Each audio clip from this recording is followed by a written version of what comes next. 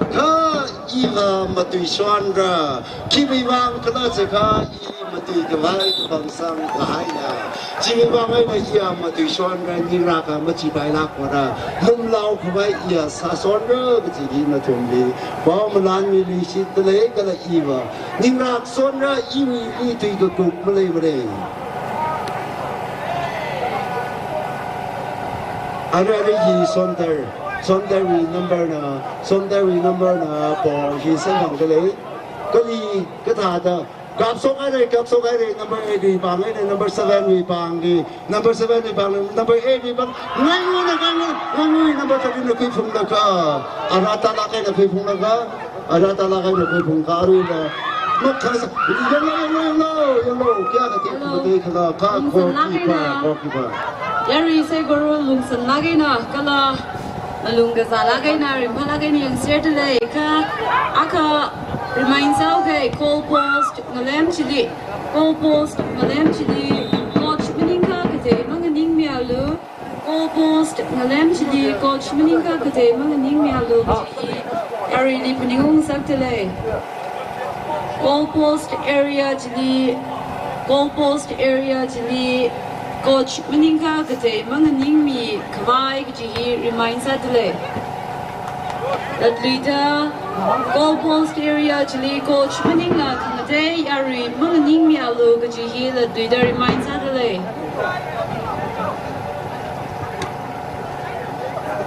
kahang na da na thum na ko malam li mapam kami jiwang na thum ning sie ko mos malam chili ko malam chili na thum na hang kaleo da ngalang na samso kai jiwang na thum ning si mi li si ta lai kai ping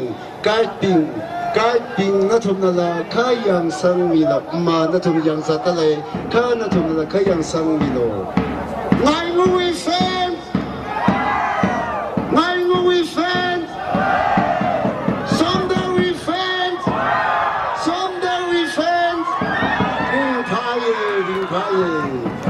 Isi we guiding, tongue to the order to be the clapping, order to be the clapping, not only Akashi, final south of Tunga to the Sanghama Katani, Jimmy Wang is we guiding now, Atom Girl, and Emily from the clapping. Katioka so many. Girl, and I know that Papa say to me suddenly delay. Guide being girl, come a night until Mabami Kawai, and that home we bounce up Karawi shop me low. Yellow. SOMDAL number 9, SOMDAL number 30. Kishok Nikla, Kirari Nikla, Makati, Alun Hili, Matala Kaya, Koraka, Dasai, Ayalish, Malish, Dada, Itumi, Musuma Kuyang Man, this is an Agami, eh? Kya kamitada, etiam sa kalaka, kalama hailagina, kalashilagina, ayar sok visitawa.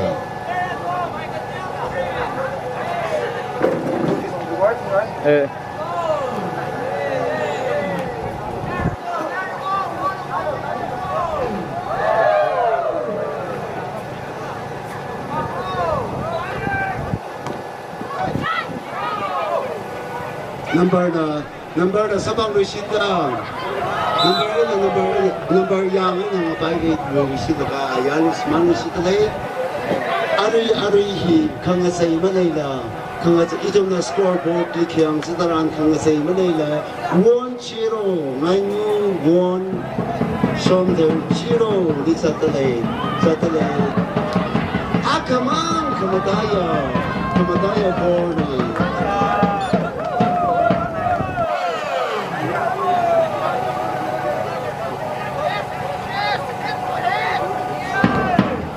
Katabong disita, ayalish man disita lay.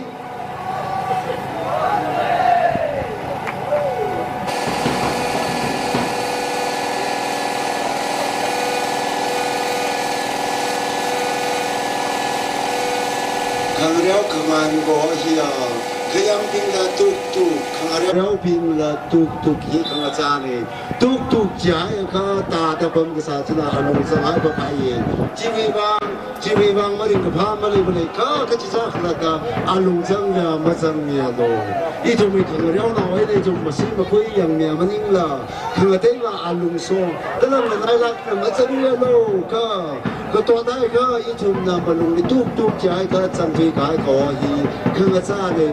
지바지 좀나 양세 아르아르 양을 아르 somdal 양을 하면서 이가 나무나 그 부분에서가 나무나 그 부분에서가 넘버 13 망살라 넘버 13 그 공부지가 아야리 스마트 시스템에 Okay, actually this is the Somisang Museum of Talay Village. Somisang Museum of Talay Village. Somisang Museum of Talay Village Dali. Stacy League Tavalin Changdali. Somisang of the Museum of Talay Village Dali. Stacy League Tavalin Changdali. But on a walk on signing Sada. Stacy League.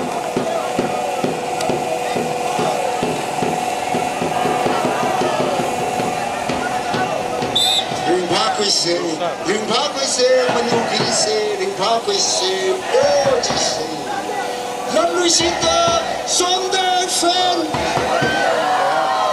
만용 fan 링파괴 이야가 본다고 호들레 그지 아tom레 그지 대는 서다 야리 사이코르나 이야가 링파다 ngatory fighter some ka bang hibi bang I thumi ka sa khawa kala I thumi ka than bin sai ko ning si la mi si kala yang lo number 18 na sa ko si number 18 na ka sa ko number 13 ni bang chang si ka ngai ui sa number 13 na pi phung na ka number 13 na pi phung na ka ngai ui number 12 pi bang wai na number 8 na bai ki phung na ka number 8 SOMDAL na mui number 8 na SOMDAL number 8 Kigul Bochi, SOMDAL number kahaya for aka tatai ka kula mahaila kula sila aina for masang tumani aina so da ishi goalkeeper SOMDAL goalkeeper kalang ayu goalkeeper tiong mathat le la yang ngai de kangrao bin mathame goalkeeper bin mathame kiwi wa fire na sa okida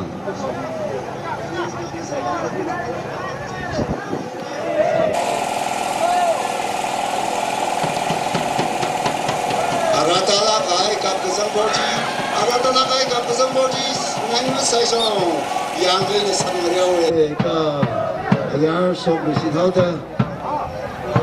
bisidada itu memang masun makui yang biasa kikala ka kirami radle wilayah kai sih hun kau tili masang la kap so bisida athiri chi Miss number 9 na kapso kami Miss number 9 na kapso borji anu tukri ujang bisita anu SOMDAL na aro SOMDAL number 8 sabang bisita ka SOMDAL number 8 na anu sabang number 16 number 8 yang ay na nabai SOMDAL kala tiaw yang kangai ay kangai aya Shiman guy borji hun kami tili ujang aro bisita SOMDAL number 8 na lo tumli kapsang bisita SOMDAL number mi ka itumi masun makui yang ne na kikla ka hangdalai aga hangdalai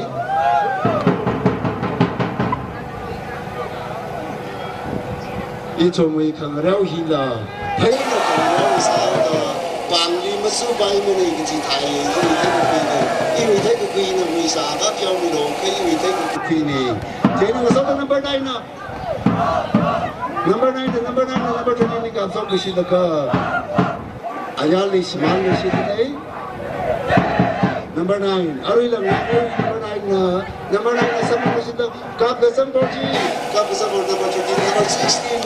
16 na so ni bang sa number 13 yang ni mo ngale yang ni mo boji ito ni sun mo ko na cha so ti ai mai de da bao kami ji mi ba ni xie ka da ito Ring pala kay na yang dali Ngatory kare kangrao hi Ngang 1 show them zero.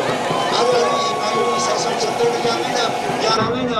yang ko ka ji sang pi ba yang no ha na da ke na ngai no da ma tai nei de sang pi da yang no ha na da yang ai me chi ke chi i thum na yang kra wi sa yang ai me chi ke pa no ki a ring to ro da ka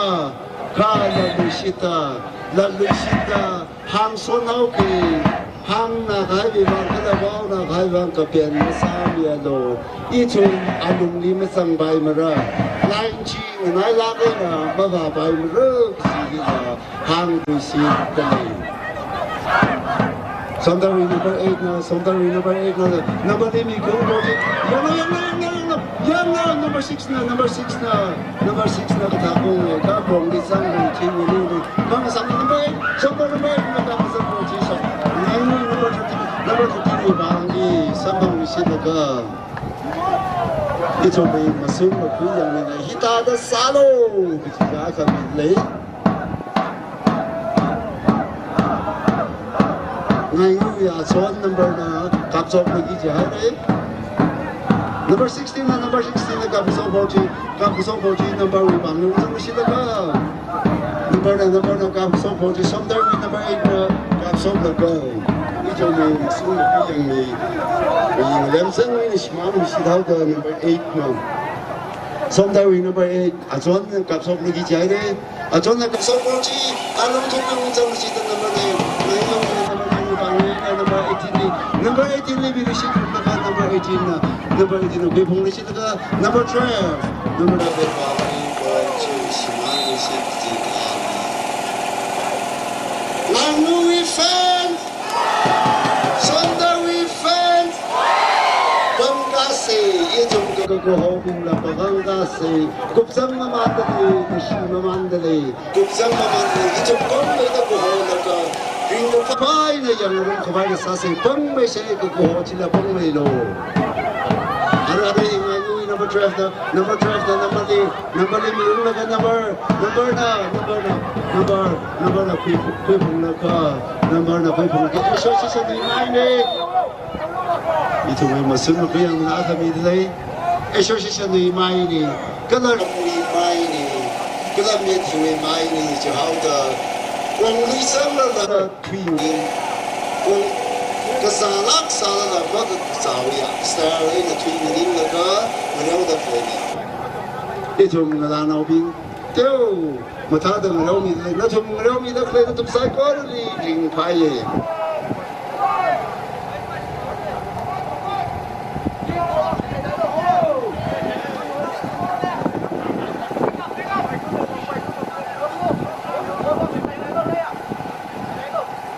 Maksud aku yang dia nara talaga ni hita da sara da hang mi de hang kami chui dong ni matala gai na SOMDAL ngai ngai na hang kami chui dong ni kang na la na sada le ara ro yang ro i jom na number na koi phun ni si da number ni mi ung ni ga sada khang sang de la da ro da le Bogdi kunawi kazani Kanishina mayu bai tuida aka mang sina yuira aka sina yuigi chine kachi wilongi isi yuira da arui kibashina yuini kla kachi ima hangar mane kibashina yuini kla matana ka ko taisana ka kiba yansu kita ka yansu pun alung ni kapsang ni sinare alung ni kapsang ni kena baca yang lo kya kerja pada itu yang lo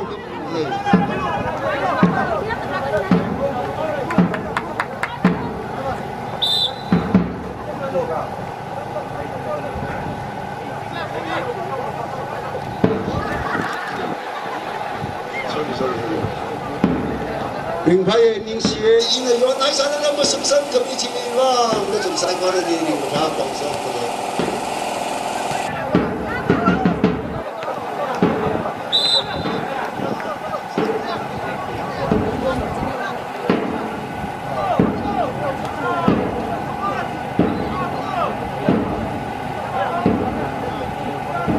thang thang wi khang reo ni ma sum san mi dak lai na tum sai ko ro ni 些伊那毛可毛伊，yon该被杀的那种那拉么送生命蛮多，伊那那种没可能离个那么阿里不宁的个来米呢，个那伊希yon个白米拉个，个那yon心那气味旺么的好的，阿瑞阿里希样咯，爱我one，双头七罗。Mga sama plus sa playa ko ni kada parada play ni ko himasang lay la itum na hibashi na yuye kiti te haure yang kya ka mata da ra da kada atam ji na mayang kui tu da ina kunu ni pa mau da matai tu da ngai ngui ko ka thai ba achon chiwi I number matai tu ka ta sa la ya ri ni yang sang la thai da lai ra Hello. Ligashia Miriam Naubing. Are you a final he now Pogarjine, Kupriga Grene? Yari Gadona, the Gadona, Sangmayawang Kanawa, football, 7-a-side soccer, women's 7-a-side soccer, Nyava Grene, Jirada Miriam Naubing Gadona, Ray Mikwai, Shimra Riga Miriam Naubing Gadona, Sangmayawang Kanawa, final Nyava Grene, the Ragadon Mikwai, the mother, Saglaga Pinian Sakari, Miriam Naubing Gatagwang Rai, Crown Rai, Ria Miraga, Ria Mikwai, Achuna Kanawa Mikshuragi, Jirada. Come now, he missed Masakawai, Nemana, Kawakon, the Sardan Yurga, Crown Rai Mikwai, Tagaga, Ramisar Kwai, mother, Pinian Sakari. Are you 7-a-side soccer? He Ranawang Himnawaga. Next round, the 14, he took over. Kishirda Yurga volleyball, women's volleyball Kugara, John Matemrai, men's volleyball Kugaraga, Boom Kasiga, the Darden Yurga, men's football final, he kick off Saure, Chirada, Nemana, Crown Rai, Rie Misalo, Rakadom Misalo, Juiji, Pura Jigari, Achu, women's 7-a-side soccer, SOMDAL versus NGAINGA, Ryuhai Nyagari. Men's under 14 7-a-side soccer Hinaurawe, Pali versus SOMDAL Hinaurawe, Hina Boom Jishet Rain Yamirawe, Jishet Makaitare, Ariwang Ronawang 7-a-side soccer, Nyaugubai Vitirai, Pali versus SOMDAL, men's under 14 7-a-side soccer Hinaumire, Chuamatemrai. Women's volleyball, Pali A versus Kaingu Hinaure Shitre. Women's volleyball, Pali A versus Kaingu Hinaure Chuang Matemrai. Men's volleyball, Lamlam versus Tinem Hinaure Shitre. Himateng Rauraga. Men's football final kickoff Gashigarai, Alan Fumter versus Kaingu Hina Rauraga. Achuri Mikshuang Kanawa. Games Sarawe, Legashia, Units Kachiwi, Manager B, President Billy Puningum Sakale, Ariarihi, Women's 7-a-side soccer, SOMDAL versus NGAINGA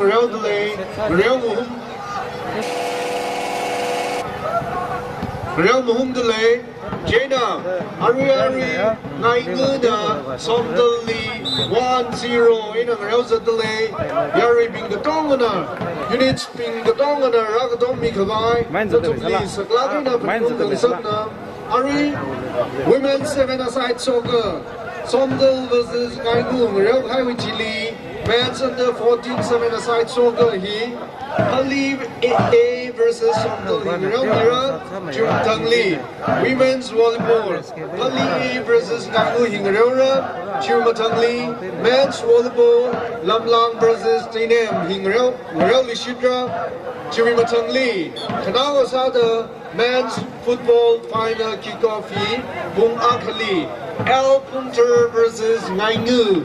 He Real Mira, he adds Sagi Gachi events we Kamataya games being Legashia units we President being the Donga, Ara issue final, first leg final he Real Pogaire, NGAINGA, SOMDAL 1-0 in Salaga Real Dele, Arihing Real Kubailaga, men under 14, 7-a-side soccer, Pali versus SOMDAL Real Lushindra, Jumatangli, women's volleyball, Pali versus Nainu Real Jumatangli, men's volleyball, Lamlam versus Dinam Real Jumatangli, and now the men's football final kickoff.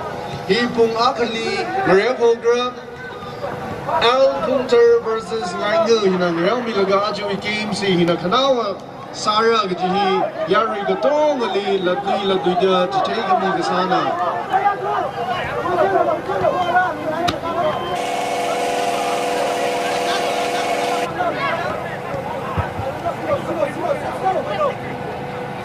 Women's 7-a-side soccer, SOMDAL versus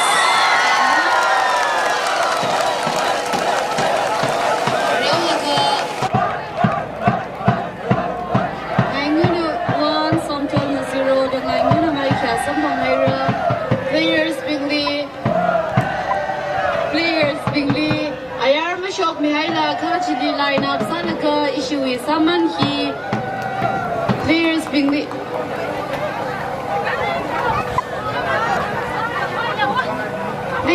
the ayarma shock me la chili kangani na pon the issue with someone he yaw kawai chili line up sami look he polishitele chino ngasoda issue with someone he Ki Lungray issue with former President Kuiru Ki Lungray na Samaning Ran Mira. Women's 7-a-side soccer we Saman Hi issue with former President Kayashi Gabaya Ki Lungray na Ran Mira.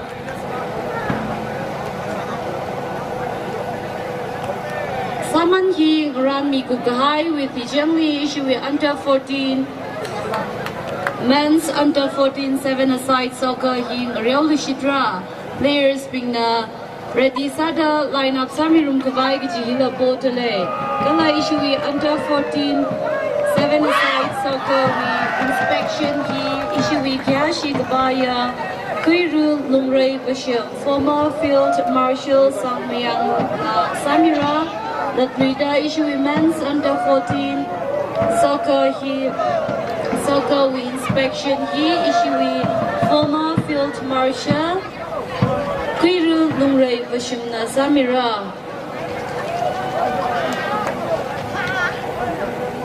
Women's 7-a-side soccer he Pali A versus Ngaingung Real SOMDAL versus Ngaingung Real Laga Ngaingung 1 SOMDAL 0 the Ngaingung Maikia Sampang Naira Ingapasada Yari Sai Corona Bang Pemisa Cheating Soda issue with Saman He Aring Langtang Ran Mihora China players being line up Sami Kavai Mamang Chili line up Sami Kavai Gajila Latrida Botele players being Damasang La issue with Saman Banglan Mila Rasangaira China line up Sami Kavai Gajila Botele Kala issue with women's 7-a-side soccer with Saman Banglan Mehi issue with Yashi Kuiru Ki Lungray, former President Samyang Sports Association, Ran Mira.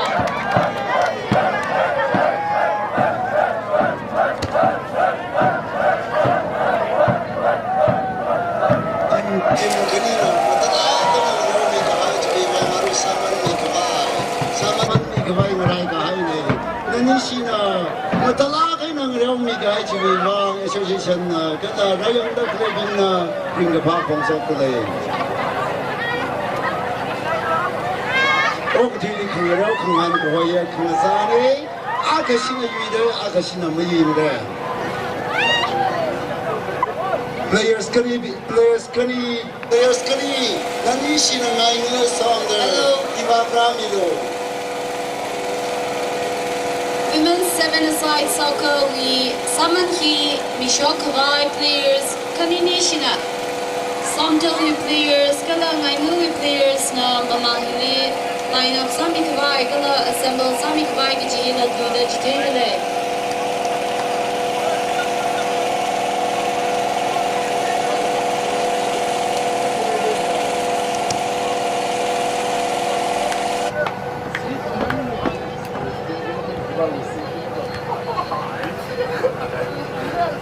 Women's seven-a-side soccer, we Panglan Mehi issue we former president, Sangmyang Sports Association we former president, Kuiru L. Tungray na Panglan Mira.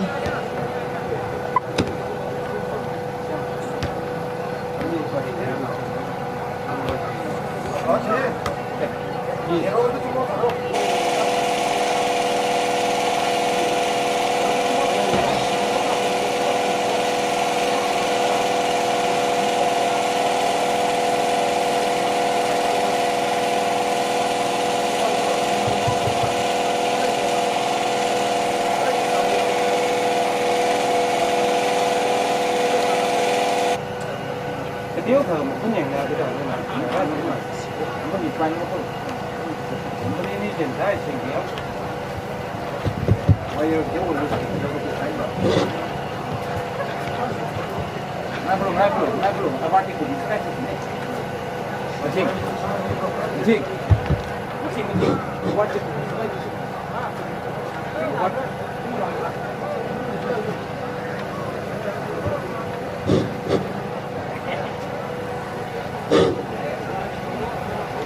톰라데 가지고 상명 큰거로 헬리가 아빠 밀링이라고 어르인 톨 솜달에는 아이고 라나위 풋볼 파이널링 바라게는 그래도 야르 빙가라 영을 그 변락해 아주 뭐 칼할 그지 야루 그 편이네 그래 이뭐 사회 그 편이네 하면 칼다 마와면 칼다 그러고 사세 내니시는 그러고 대가지 야루 그 중간을 좀 그시고 하려 그 편이네 아루이라 강력이 토너먼트 그지 아주 힘의 그 국민이네 카最可美哈可美坑了坑恨，做了没那真坏，然后个是下的，阿拉个阿瑞，你得等阿拉个能了那个，阿个你风一叫个的，肯定你没摆出个的，可有几个是把个那个是要那个当那里那马上那贴的，马上没人，靠，个肯定把些这个就把个那个就是把心里。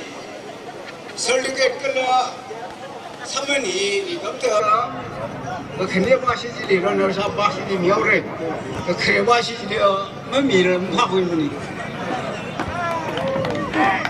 쟤는 알아 소걸 수면 소걸 위 그런 사 솜들 윷 앞에 미오르도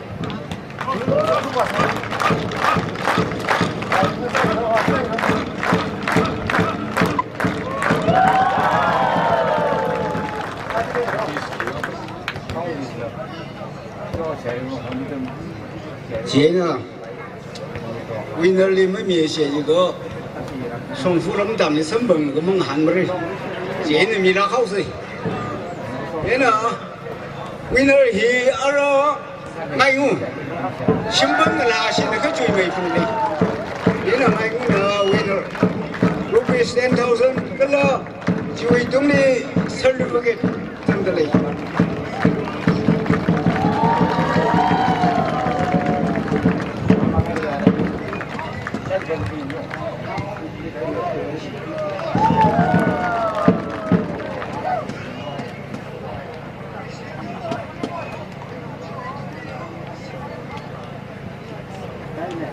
닝신하이레 링파나이레 저희 그마야 뚜락 마이 그마야 팀그니닝 사르노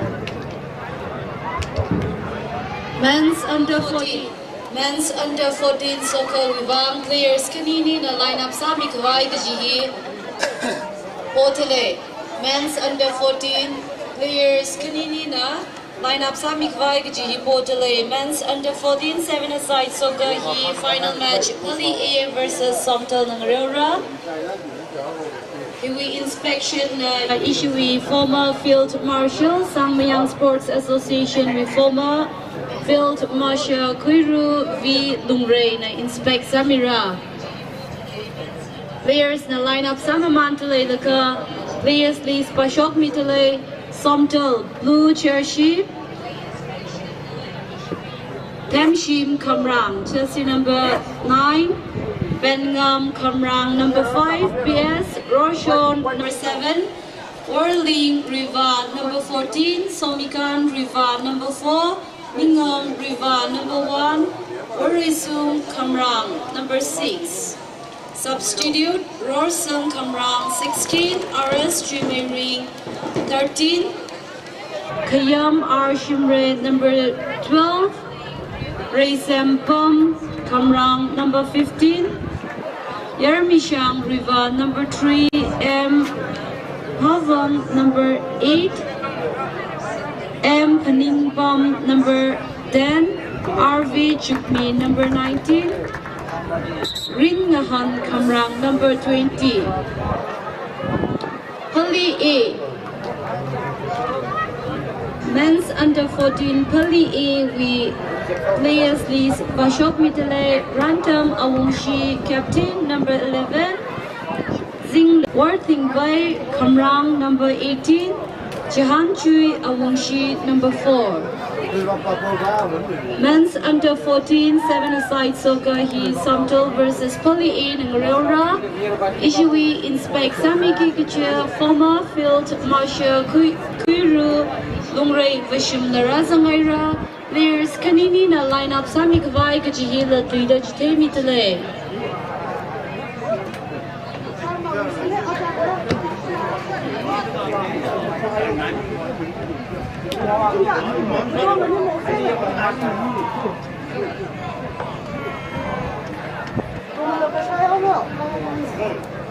Leute drauf daumen, ja. Du kannst nicht warten.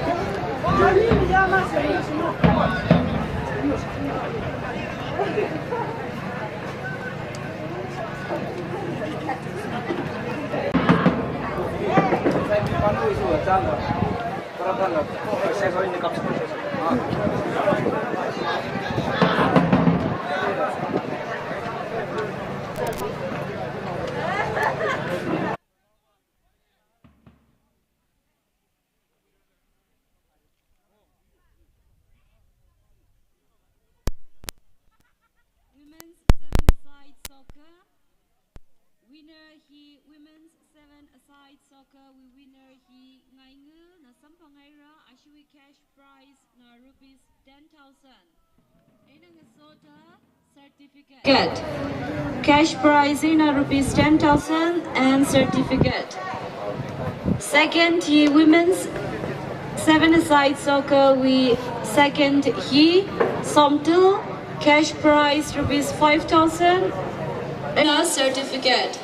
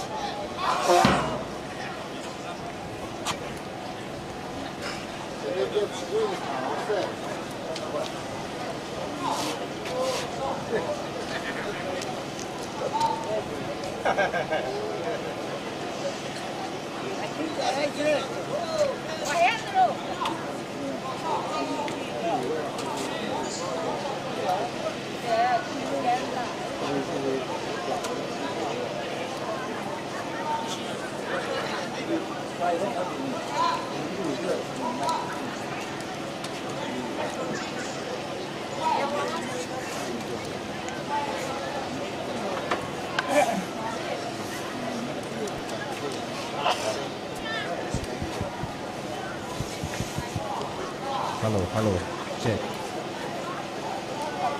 Mic testing, check 1. Hello, check. check check hello check check mic testing check 1 hello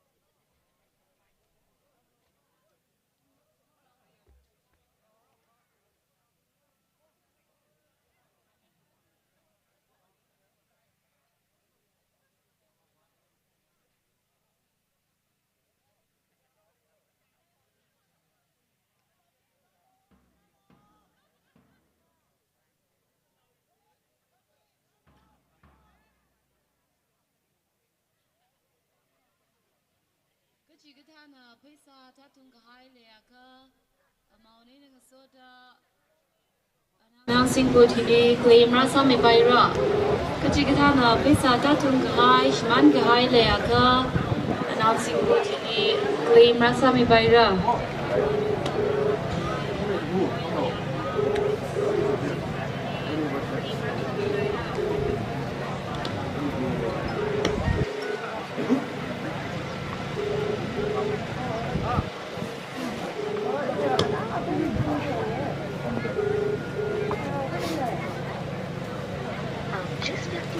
SOMDAL rồi đấy.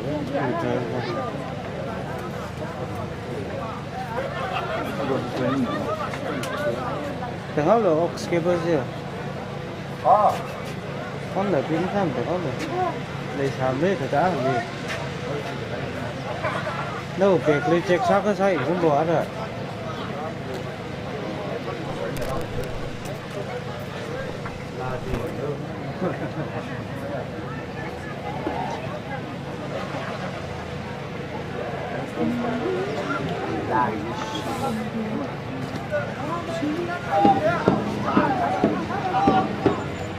Hello. Kasira kaina. Charlie we fans. SOMDAL we fans. Cùng kia lấy ta kita. Alwi kari le. Elvis we kika. Charlie we fans. SOMDAL we fans. Kêu đình father ra yang ada.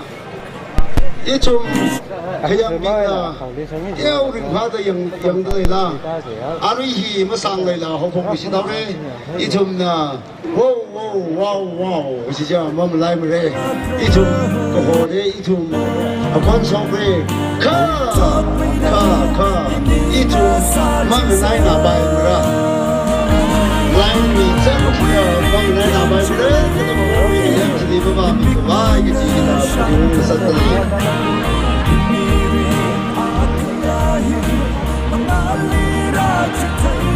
Itu Indonesia.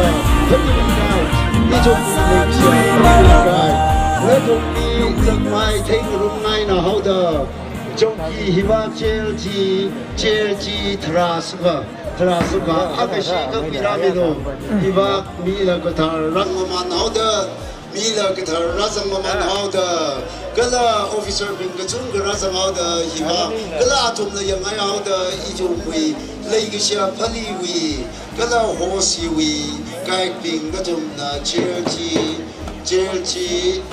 thra suka ka chingrada ka piramilo ki la na thum so dai re ka na thum na khia ki shi na sa da jelji hiwa thra suka ka piramilo ning shi na ra ngalang da han ka kaya phali la ke ngalang da han ka kaya phali la ke ning shi na ye na thum na itong lima so na sabak la ring ba mi na kala hibi bang pali wi yut kala pali wi kai kala pali wi kuli ning sinaye ring phana ye razang hai re jerji tra ka razang hai re jibi bang itum wi rayang da kala mi kala officer ring na abam hili chair hira koi mi da itum ring pai na yang rong li si se ji rayang da kala itum wi katan bing kusurbing itum hibi na chair hili raj kui mi da ka itum yang rong li si kawai sasi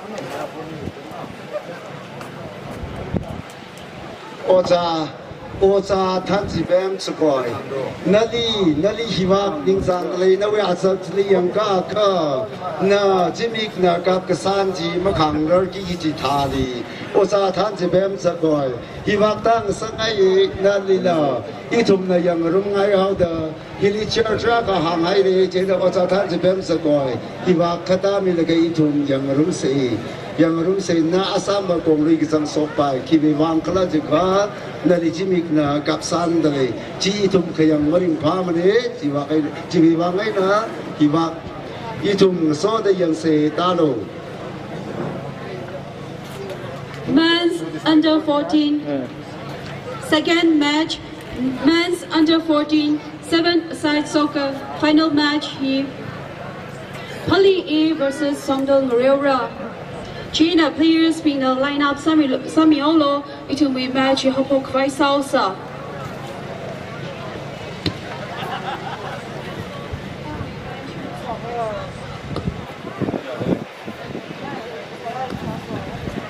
Kayang bing kala katom dak lay itu bing na atom lila pang may kawai da mga sa akla rasam dak lay hibibang rayang dak lay bing kala fans bing natum sa ay koro lila ring pa pang sa ulisin talay ari kang raw hi final lake Second match here 8 AM na sangay lay China Adam hi matang lila real kwai layaw gada Adam hi mazang sagli se China team kanishi hina line up sami holo itu we match itu we play how pok vai sauce Men's under 14 7-a-side soccer Pali A versus SOMDAL Moreira China team kanishi we players being hina mga hili shop la line up sami holo itu we match how pok vai sauce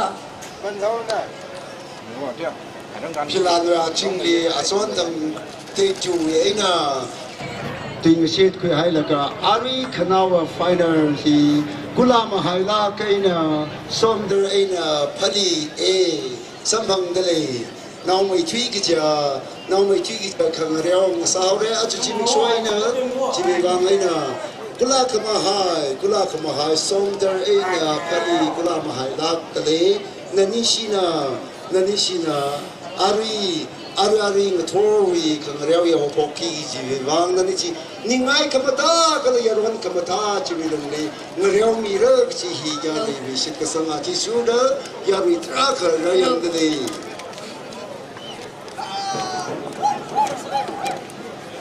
Ayang Shun Sunday Shun the group song debate kala kanga dukwi kanga han hiwing Shun the program hili itu wi legishia masowa RN Raipam Palina SSA li ning jonglang in rupees 15,000 hi mia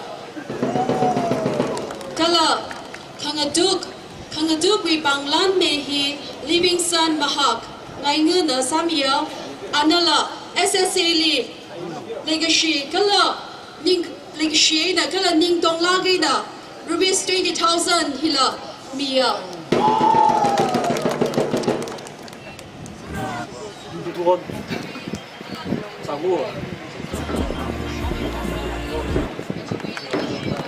hô phúc kỳ trái đi hô phúc lắc kỳ trái đi dân hay Chân này mà sang này là chúng ta cần réo đi cái sản phẩm mình xin tháo đây.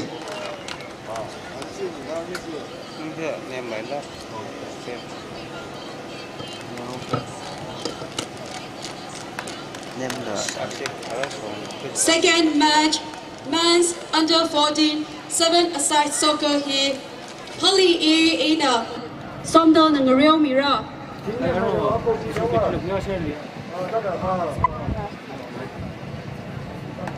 Kalau match we inspect Samigi the Kalina V Lure former field marshal SSA na Samira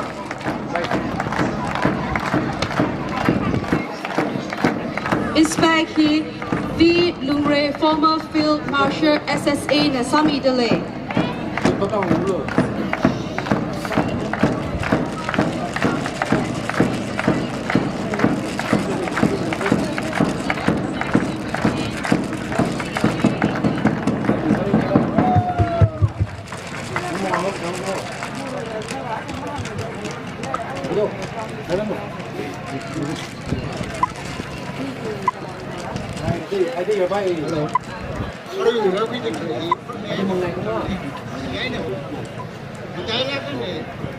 Players kecil ini winning itu.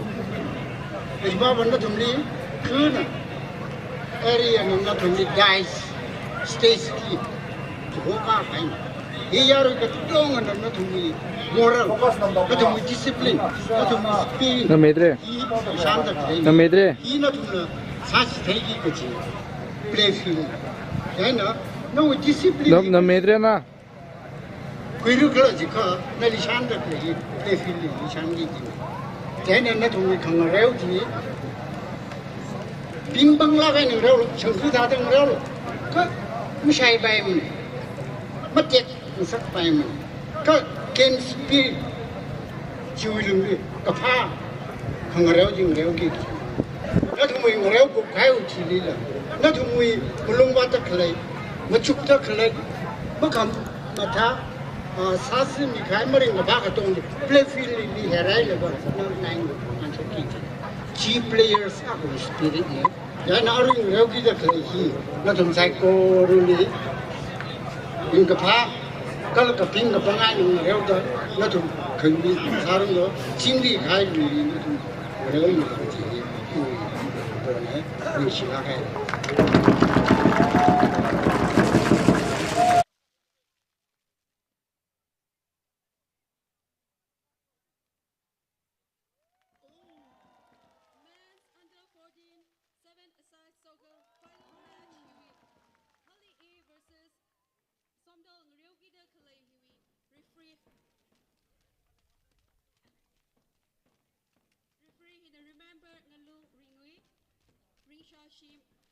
Ray of Ringui Anina Samira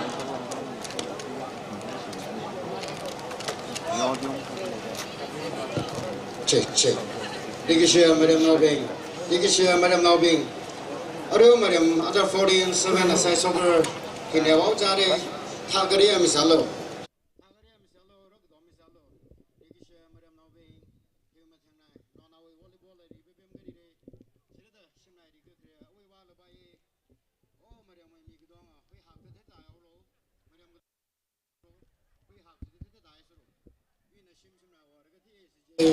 Ôi ba bình thao cái gì mình đâu, nó cái đom mình đâu, cái mặt mà khi thuê ra đom xe cái cục xe quay xe,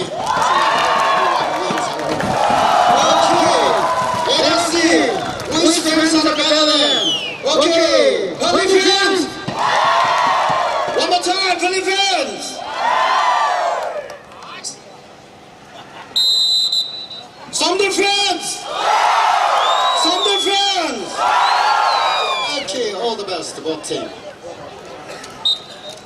Okay, young room say, referee the commander, how about Vijay? Founder versus Pali.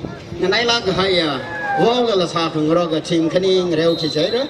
Yes, it's already started again now. The ball is with the Pali 18. Yes, this is the final match, 7-a-side soccer. Yeah, the play is going on. Number 4 of SOMDAL na single leg na paing of the leg. Taksang may siya along this of the leg. SOMDAL na single siya. Matala kayo Chikita. Kagasa number 7 of SOMDAL. He's trying to attack the ball. Yes, takes out away saying Kavali with defenders na clear off. Salu siya. Hello. Ari under 14. 7-a-side soccer he could sanay laga. Malanda women's volleyball final in Mareura. Jena team kanijina. Jena team kanijina. Retiena Bamisa Kabai, Retiena Bamisa Kabai no Tumli, Panyung Sakle. Announce on the Shitale, Team Panyung Manager Lee Panyung Sakle. Ari, 7-a-side, under 14, the work of the whole Tumli. Women's under 14, women's volleyball. Mareura final, Mareura Shitale, Adambasa Kabai, Team Panyung Manager Regional. Players mentally ready sama sama macam ni. Sekelah kena pening concern. Ya. Adam Himalay juga dah. Team kan you manager bingkina. Players mentally ready sama sama kabai macam ni.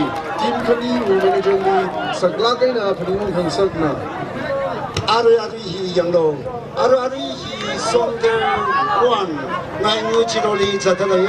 Ari SOMDAL 1 SOMDAL keeper number 4 you want keep number 5 liming de silaga number 5 ta number 6 limi balu sikung laga pali wi bangli number 6 wi bangli to gap kesang borji nang samlag la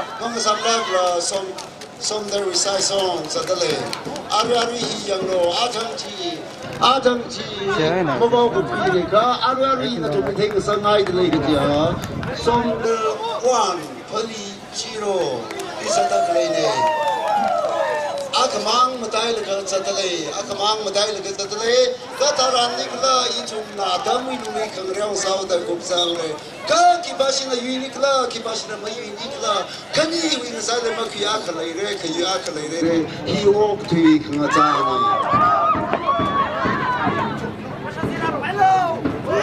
Yellow, into number 8 na, paliwi number 8 na, SOMDAL number na, paliwi number 19 ni Bangli, paliwi number 19 ni Bangli na, ito na.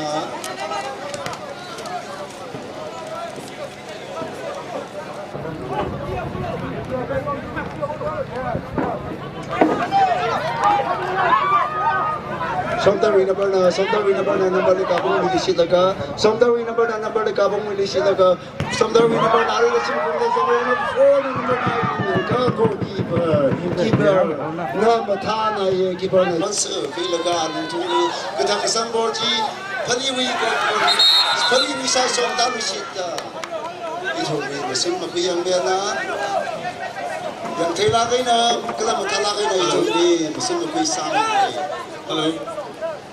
Announce Ari Real de Glahi, SOMDAL versus Pali. Under 14, 7-a-side soccer Real de Glahi. Jena, fans ping na mungsan lagi na yang roster de le. Fans ping na tui kamtata. Mahang sang Real la. Kasari ka tada yang milo jihi, kaho milo jihi. Woo jihi, hang sang milo jihi. Office pair way na tumis na yung mungsan na. Tui matui lang gahai matuyon gahai shop pai jena tui matui rock la thada talagin na doming rock sai ji fans pinli saglagin na chitei midle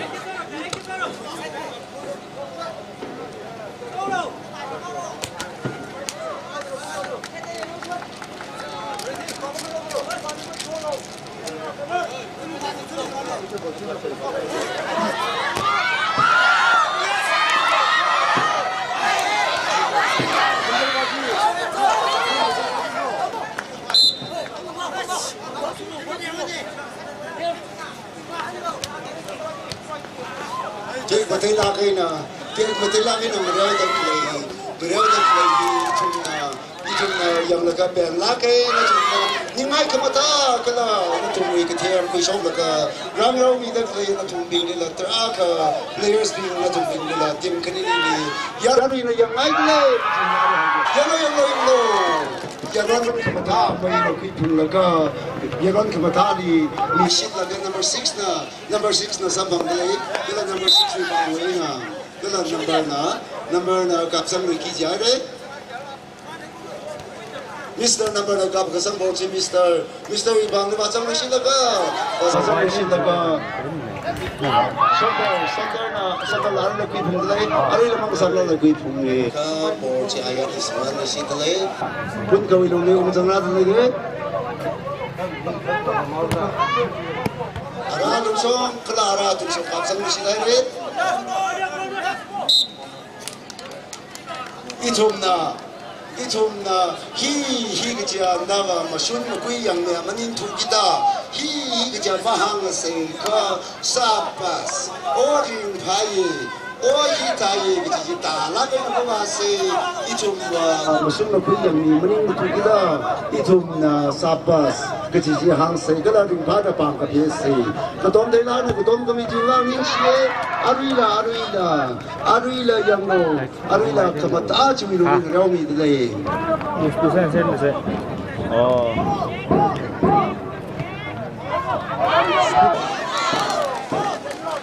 이좀 나 오 담ang 삼랑 나 그도미 들래 이좀 나 아야 그거 나오라가 양 나이 매치 라가 파이어 오 상라이케 카클라스 라클라 마이라가 나야리 소프시다우다 Somdal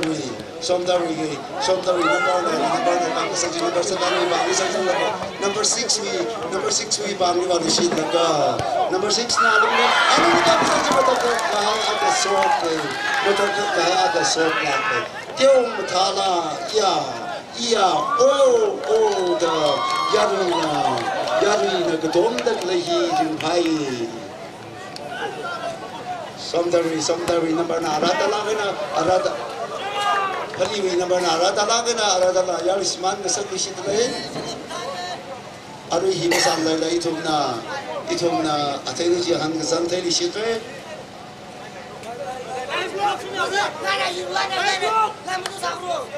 itum na rin pa chu lu yang dale kang reo ko ho hiya kang han ne kang mu kang sao mani ne itum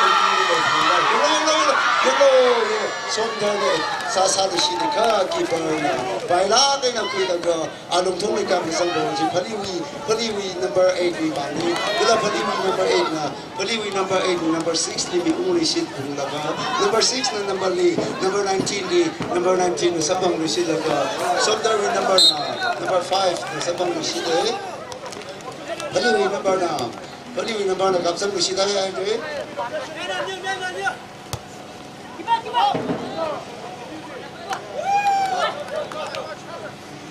Somdal keeper na rin tuli ka kasang moji Somdal number na sabang ni Somdal number 6 na kasang ni ka pali keeper na dele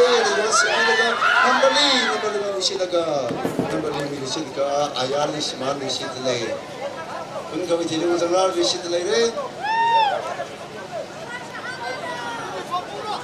kayang bila yang thela kai ne yang kangrau bin la matala kai ne kangrau I thum kya ka ring ka phathe khatai ngathor kala kangrau kala final la ke hi khi basina saman samang gi ji ne makri basina saman samang re ka ja khi basina samang gi ji ne jiwan ki basina yini kala mahangro ne ki basina ka hak baji kui nikla ki basina ka teo baji kui nikla I thum mahangro ne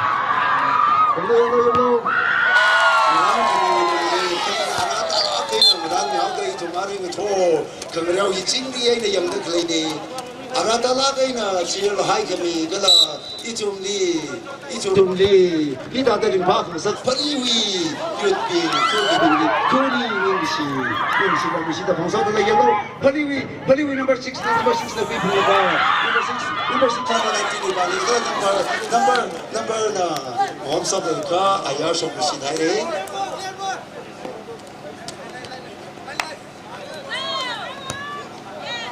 Atene jing gap jang lusin ka som tang number na hả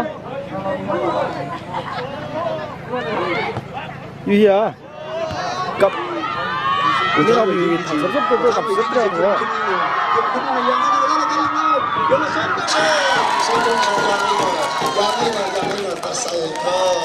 kula sila kula mahila ina ayar sambang bisik sai de ayar shop bisita uda ayar shop bisita uda ateni ji pasang da kam kasam borji somdawi number ka hai matala kai ka pai ka kula mahila kula sila ina ayar shop bisit hai ni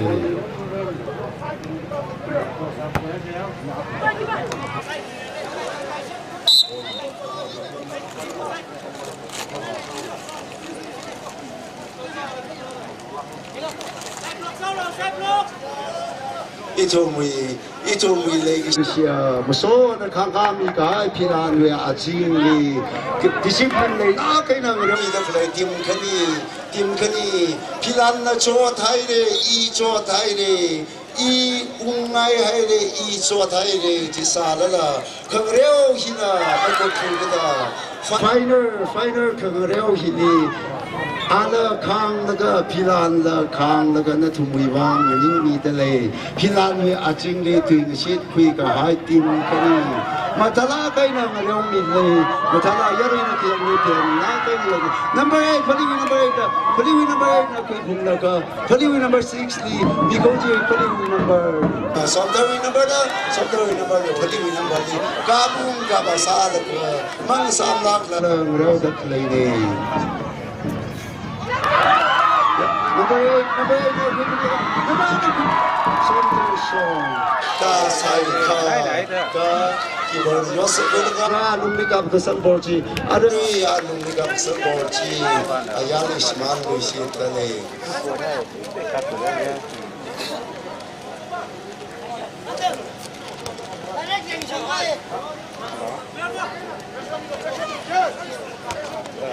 tung để con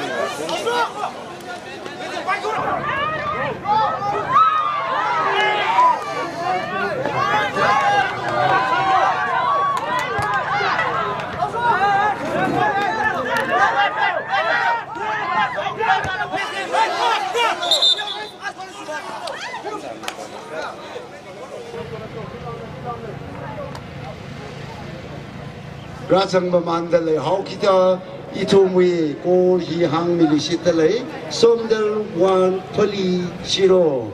Di satak lainnya, itu na ning mati awase, ning majuada se, ala association bivang, kalau ram bivang, kalau itu mui miti bivang, ning kalau silap ro, kecih itu mui sit kesang ma, kangreo ko hi sasu kubai le, kesalak salala, colak salala, ning kalau sit ro kecih itu na yang dak le, itu na ning kalom na.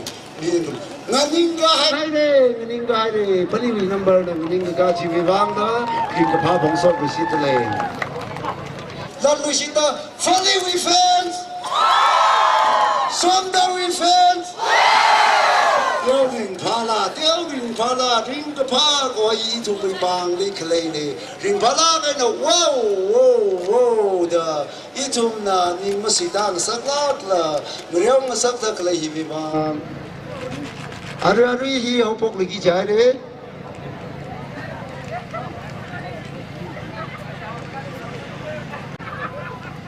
Itu mai masun maku yang mina tiam lagi nete akam ila ka hopok ka ayal ismal isitale hun kau dira changrat lere.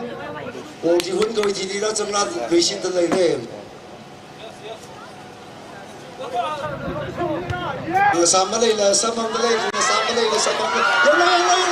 Yellow, iya. Hello?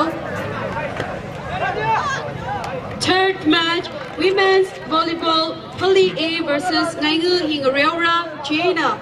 It will be Adam Maclea Teshurda, Ari Real the Clay. On the ground, Holy Court, he report Sami Holo Kuchi, he Timi delay. Women's volleyball, Poly A versus NGAINGA. Poly A versus NGAINGA China. Adam Maclea Teshurda. Ari Real the Clay under 14.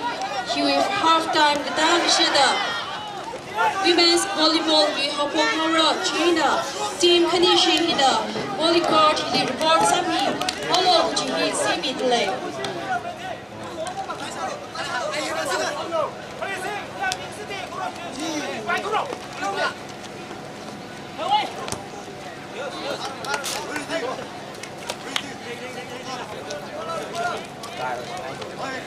Hello.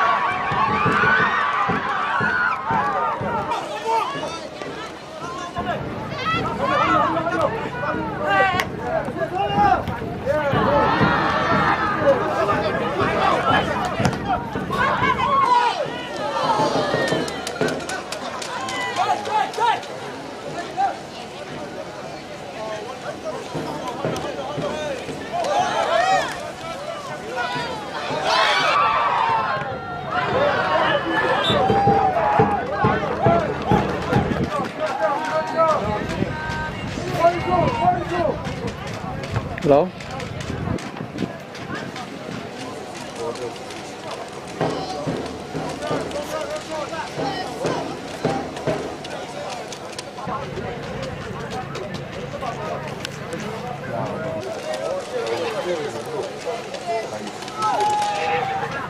Oh.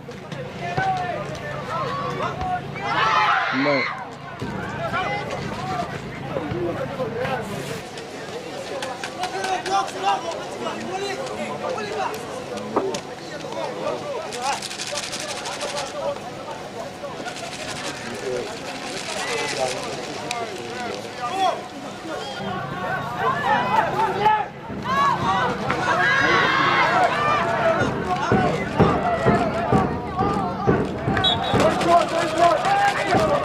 Shadaga Saturday, Ishi Achi match, he on the book of 6:30 the December, on the book he 6:30 December. Ishi Akamina Nanta Hopogakita, players in the report Kazani Kakuyota, Ishi Kumina Nata Hopogakita. Women's volleyball he 9 a.m. ni Shanghai today. Women's volleyball he 9 a.m. ni Shanghai today. Kari 9:15 Daira. Women's volleyball he 9 a.m. Shanghai Kasana. Kari 9:15 Daira. China Ishui. Men's under 14 7-a-side soccer he Mukup Salana. Halftime Kadang Mashida. Halftime Kadang Mashida Ishui. Women's volleyball he Hopokara. Ishui women's volleyball he 9 a.m. Shanghai Kasana Ka Adam China. Jadama Hopok together 9:15 Tahira. China men's under 14 he Magup Salana. Halftime Kadang Shida Ishui women's volleyball he Rio Hora. China Ishi Pali A team Razangaira. Nainga Pashinala Kavagoni Shatilaka manager Nangasota. Players, please, Quirakami Nangasota players being report Sagvai Kajila Duida Jitatale. Hokapokmi Kukuyakita 6:30 Samaikasaji 7:30 the Hopogota issue at Damki Gatia Jessica Sakui Kavaita issue 9 a.m. Samaikasahi Adam Chada Hopokita.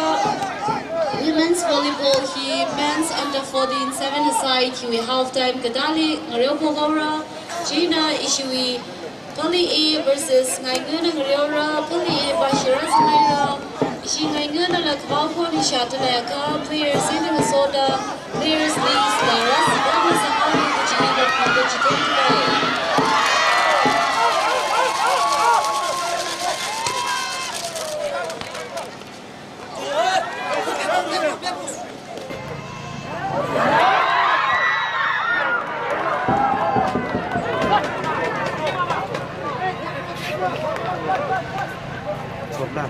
Đấy, không cần.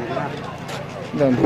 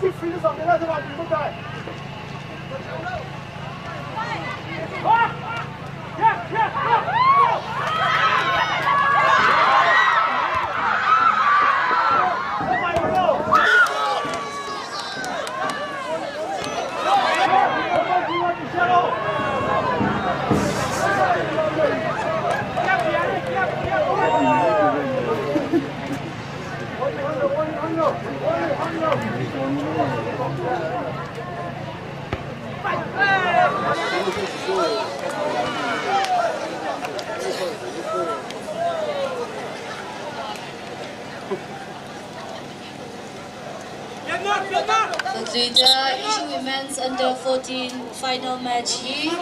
SOMDAL versus Pali A Nangareo Delay. He have Kadang Shida issue women's volleyball final match here. Pali A versus Naingu Nangareo Ra. Women's volleyball final match here. Pali A versus Naingu Nangareo Ra. Men's under 14 soccer here. Men's under 14 7-a-side soccer here. Pali A versus SOMDAL and Shida. Women's volleyball final match. Pali A versus Naingu Nangareo Ra. He half Kadang Shida. Pali A versus Naingu Nangareo Ra. Ishi Naingu Nakabao ni Shatalaka. Ishi players Lee Sin and Soda players being Lazam Mikbai Gajihila Trida Gabona. Adam Maklay we are T-shirta. Adam Maklay we are T-shirta. Ishiwi volleyball final match. Rio Pokara half Kadang Shida. Gina Pali A versus Naingu Nangareo. Ishi Naingu Nakabao ni Shatalaka. Field Lee reports Sakavai Gajihila Trida Gabona. Gina and Soda Nashwi players these the announcing put to the Rasam Kavai Gajihila Trida Chitela Ishla Kaira.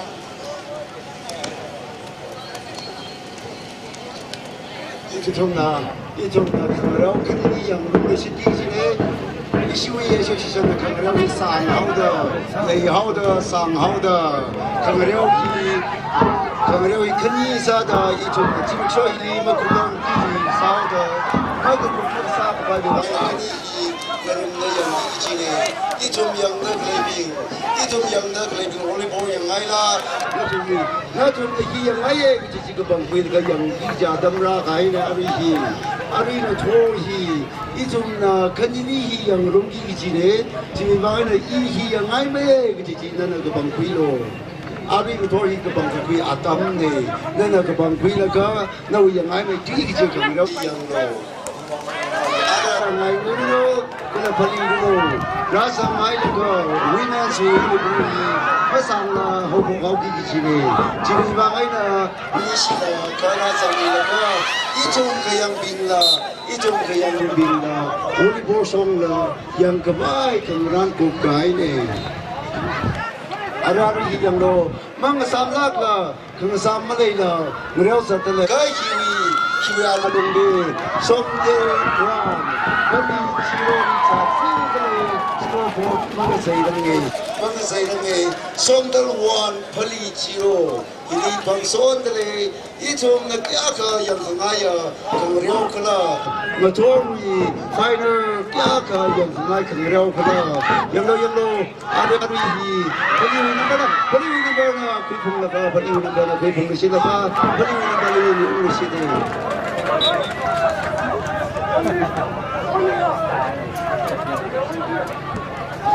Itom na panung na sisi, kajibaba, itom hi, wow, tong, bang, sija matuise, ka, hita se ojita ranne kajibaja itum na masun makui yang ne maning thudida masun makui yang ne na hangran ji itum na mahang se kaji hila phariung sa krisit tale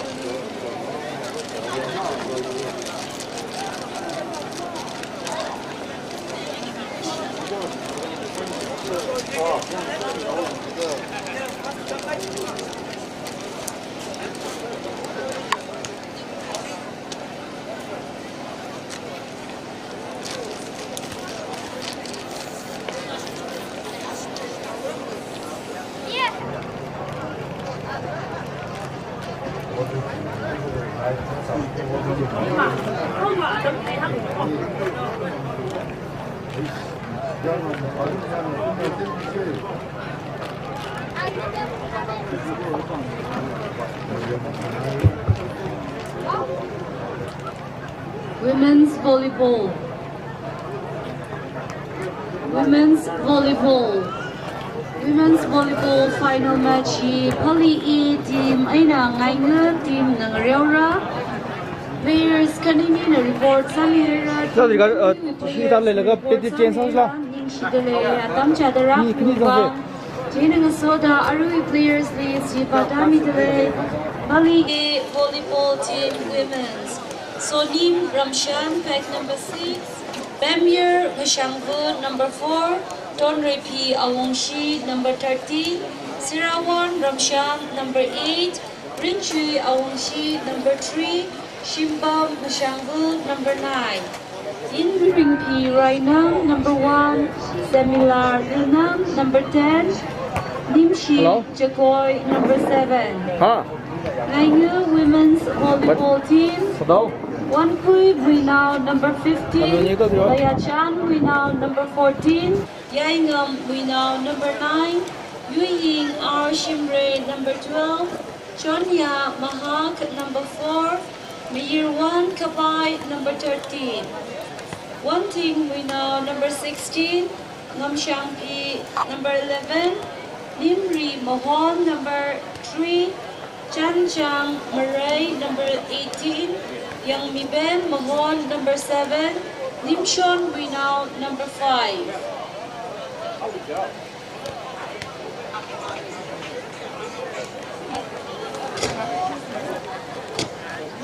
Okay, ladies and gentlemen, on the right of the playground, under 14 football final is going on the left of the playground.